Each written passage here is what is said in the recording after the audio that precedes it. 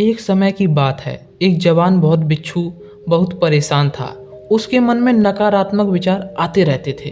वो उन नकारात्मक विचारों से परेशान था। न चाहते हुए भी उसके मन में गलत विचार आते रहते थे। उसका स्वभाव भी काफ़ी चिड़चिड़ा हो गया था। वो बात बात पर गुस्सा हो जाता था। दूसरों के प्रति जलन और नफरत की भावना रखने लगा। वो लोगों की बुराइयां करता तथा अपने मन में तरह तरह के नकारात्मक बातें सोचता। वह इन सब से परेशान हो गया था। उसने बहुत से तरीके अपनाए अपने मन के नकारात्मक विचारों को खत्म करने के लिए, लेकिन कोई भी तरीका काम न आया।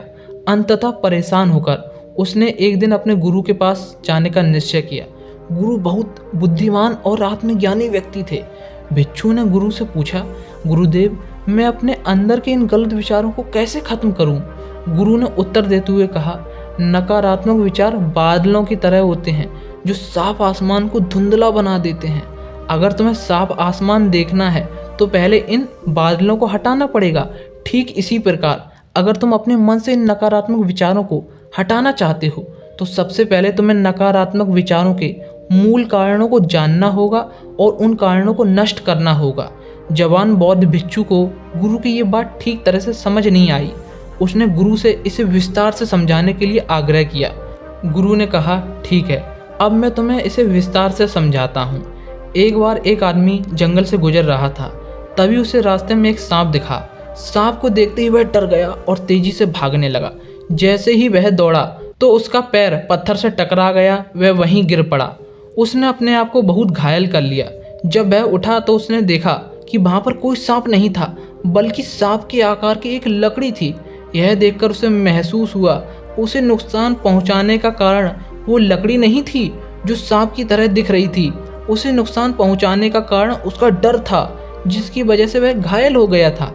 कहानी खत्म करते हुए गुरु ने कहा, मन के नकारात्मक विचार इस कहानी के सांप की भांति हैं जो तुम्हारी परेशानी का मूल कारण नहीं है।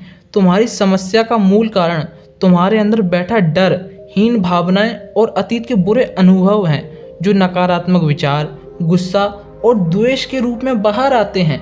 अगर तुम अपने मन के नकारात्मक विचार खत्म करना चाहते हो तो पहले इनके मूल कारणों को जानना होगा और उन्हें नष्ट करना होगा।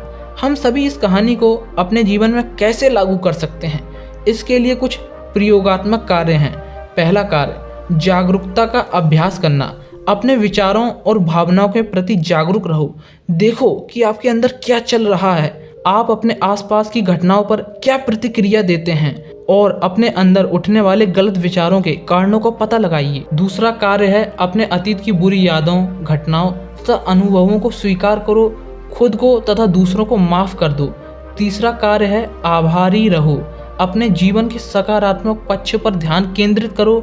आपके पास जो कुछ भी है उसके लिए दूसरों तथा ब्रह्मांड का आभार व्यक्त करो। आभार व्यक्त करने से हमारे अंदर से गलत विचारों को खत्म करने की एक शक्ति पैदा होती है। चौथा कार्य है, दयालु बनना, खुद के प्रति भी और दूसरों के प्रति भी।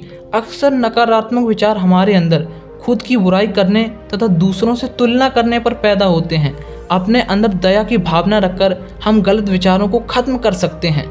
नकारात्मक विचार हमारी परेशानी का मूल कारण नहीं है। इन विचारों के मूल कारणों को पहचान कर हम इन विचारों को अपने मन से निकालना शुरू कर सकते हैं तथा एक खुशहाल जीवन जी सकते हैं।